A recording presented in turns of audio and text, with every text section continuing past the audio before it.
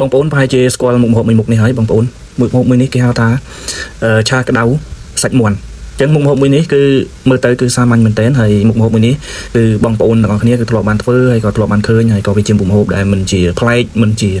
ថ្មីអីដែរវាគ្រាន់តែជាមុខម្ហូបសាមញ្ញចាស់ធម្មតាទេប៉ុន្តែបើសិនជាយើងនិយាយទៅលើអ្នកដែលចូលចិត្តហូបតិចគឺឆ្ងាញ់មែនទែនហ្នឹងអញ្ចឹងថ្ងៃនេះគឺខ្ញុំបាទសូមជម្រាបសួរក៏ដូចជាសួស្តីទៅកាន់ពុកម៉ែបងប្អូនទាំងអស់គ្នាដែលនិយមចូលចិត្តในការធ្វើម្ហូបថ្ងៃនេះខ្ញុំសូមណែនាំមុខម្ហូបមួយមុខដែលមានឈ្មោះថាឆាក្តៅសាច់មាន់ហើយមុខម្ហូបនេះវាមិនមែនជាមុខម្ហូបថ្មីប្លែកទេមុខម្ហូបនេះគឺមុខម្ហូបចាស់ហើយជាទូទៅបងប្អូនតែងតែចូលចិត្តធ្វើហើយអញ្ចឹងថ្ងៃនេះខ្ញុំនឹងមកប្រាប់ពីរបៀបធ្វើហើយមកប្រាប់នេះគឺបងប្អូនអរគ្នាក៏អាចនឹងចេះធ្វើឬក៏អាចថាធ្វើឆ្ងាញ់អីប៉ុន្តែសម្រាប់ខ្ញុំទឹកតែរៀនធ្វើមុខម្ហូបថ្មីថ្មោងអីទេហើយខុសឆ្គងអីបងប្អូនកុំប្រកាន់អីហើយដំបូងគឺយើងហាន់ខ្ទឹមលឹកក្រូចដែលយើងមានស្រាប់ហ្នឹងដែលយើងបានទិញមកយើងហាន់ហើយយើងទុកមួយអន្លើឬក៏យើងទុកមួយផ្នែកសិនហើយដល់បន្ទាប់ពីយើងហាន់អស់ហើយយើងមានលេងហើយគ្រឿងមុខម្ហូបរបស់យើងមានទីដំបូងយើងមានហាន់លក្រីយើងមានលក្រូចយើងមានលេងអានេះយើងលេងមកយើងហាន់លេងចឹងនោះហ្នឹងហើយបន្ទាប់មកទៀតបន្ទាប់ពីយើងហាន់លេងឲ្យចប់សពគ្រប់ទៅក្នុងនោះយើងមានម្ទេសយើងមានម្ទេសយើងដាក់តាមចំណង់ចំណូលចិត្តរបស់បងប្អូនទៅណាបងប្អូនចង់ដាក់ប៉ុណ្ណាចង់បានហិលចង់បានល្មម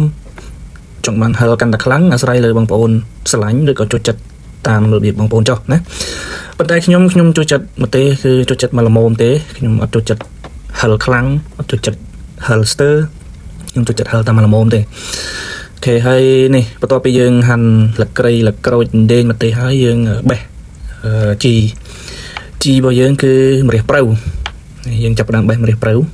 គឺយើងបេះមកនេះហ្នឹងហើយតើពេលយើងបេះលក្រីម្រះព្រៅចប់យើងចាប់ផ្ដើមយកមាន់ខ្ញុំយកតាមកជាហៀងភ្លើបន្តិចទេដោយសារអីយើងហូបតែគ្នាតិចដែរយើងអត់ចង់ទិញច្រើនយកមកឆាទេព្រោះយើងហូបគ្នាតែ2នាក់អញ្ចឹងយើងទិញតែមកជាហៀងភ្លៅហើយយើងលាងឲ្យស្អាតមកយើងកាប់វាមកកាប់ជាដុំគ្រឿងកាប់នេះបងប្អូនកាប់តាមចំណង់ចំណូលចិត្តបងប្អូនដែរទៅចង់កាប់ធំចង់កាប់របៀបមិនតូចធំអីអាស្រ័យលើបងប្អូនត្រូវការទេអានេះវាមិនជារឿងមួយដែលយើងត្រូវកំណត់ទេអាស្រ័យលើបងប្អូនត្រូវការចំណង់ចំណូលចិត្តរបស់បងប្អូនទេតូចធំកាប់មិនក៏ដោយឲ្យតែចាញ់ជាដុំអញ្ចឹងទៅហ្នឹងហើយនេះយើងកាប់រួចហើយយើងលាងឲ្យស្អាតម្សៅទៀតទៅរួចហើយនេះគ្រឿងផ្សំរបស់យើងលក្រីម្រះព្រៅហើយលក្រូចម្ទេសដេងហើយនឹងសាច់មាន់បន្តមកទៀតយើងដាក់ខ្ទះហើយយើងចាក់ខ្លាញ់ទុកឲ្យរៀងក្តៅតិចទៅបន្តមកយើងចាក់គ្រឿងយើងចូលចាក់គ្រឿងយើងមុនគ្រឿងនោះមានដេងមានម្ទេសមានស្លឹកគ្រៃមានស្លឹកក្រូចអីចឹងទៅហ្នឹងហើយយើងដាក់ហើយយើងក៏កូរវាទៅកូរឲ្យវារៀងក្រហមបន្តិចឬក៏ឲ្យវាក្តៅបន្តិចទៅណានឹងបងប្អូនមើលតាមជាក់ស្ដែងនេះបន្ទាប់ពីវារៀងក្រហមរៀងក្តៅតិចហើយយើងចាប់ផ្ដើមកកូរវាម្សៅទៀតហើយបន្តមកទៀតយើងដាក់ស្ករសយើងដាក់រ៉ូឌីហើយគ្រឿងគឺយើងប៉ាន់ស្មានតាមបងប្អូនត្រូវការទៅបងប្អូនឆ្លាញ់មិនបងប្អូនដាក់ប៉ុណ្្នឹងទេយើងដាក់ប្រេកខ្យងរួចហើយយើងកូរវាម្សៅទៀតសិនដើម្បីឲ្យគ្រឿងទាំងអស់ហ្នឹងវាចូលជាតិហ្នឹងហើយយើងថែមប៊ីចេងតិចទៀតទៅហើយវាកាន់តែឲ្យមានជីរសឈ្ងុយឆ្ងាញ់ហ្នឹងហើយយើងកូរវាឲ្យចូលជាតិទៅតមកទៀតយើងចាប់ផ្ដើមដាក់សាច់មាន់យើងចូលបន្ទាប់ពីគ្រឿងរបស់យើងចូលជាតិគ្នាអស់ហើយដាក់សាច់មាន់យើងចូលទៅយើងក៏កូរវាឲ្យវាចូលជាតិដែរ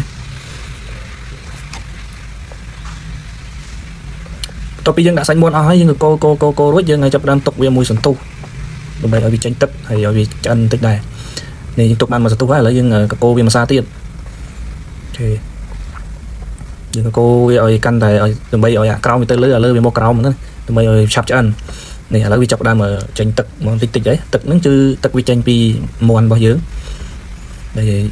យើងបានលាងទៅវាជាប់ទឹកជាប់អីឬក៏ជាប់ពីដើមឡើយមកស្រាប់ហើយអានេះរៀបឆ្អិនបដាហើយវាចិត្តឆ្អិនហើយបងប្អូនអានេះយើងសារយើងទុករៀងយូរដែរហើយណាមួយមិនយើងកាប់រៀងធំមុខម្ហូបមួយមុខនេះគឺមើលទៅសាមញ្ញប៉ុន្តែបើសិនជាដាក់មួយឲ្យជាអូឆ្ងាញ់ណាស់បងប្អូនឥឡូវឆ្អិនហើយយើងចាប់ផ្ដើមដាក់ម្រះព្រៅចូលម្រះព្រៅយើងបាច់បើកហ្គាសក៏បានយើងបិទហ្គាសហើយយើងដាក់ម្រះព្រៅចូលហើយយើងកូរវាឲ្យសព្វទៅហើយម្រះព្រៅហើយនឹងសាច់មាន់វាសព្វជុំគ្នាហើយរួចហើយយើងចាប់ផ្ដើម đu đã tràn nóដើម្បីយើងស្រស់ស្រូបអាហារឬក៏ហូបបាយជាមួយហ្នឹងខ្ញុំអត់បានដាក់ជាទេញ៉ាំនេះខ្ញុំធ្វើដើម្បីជាមុខម្ហូបសម្រាប់ហូបបាយពេលល្ងាចអរគុណបងប្អូនជួយ Subscribe Channel ខ្ញុំផង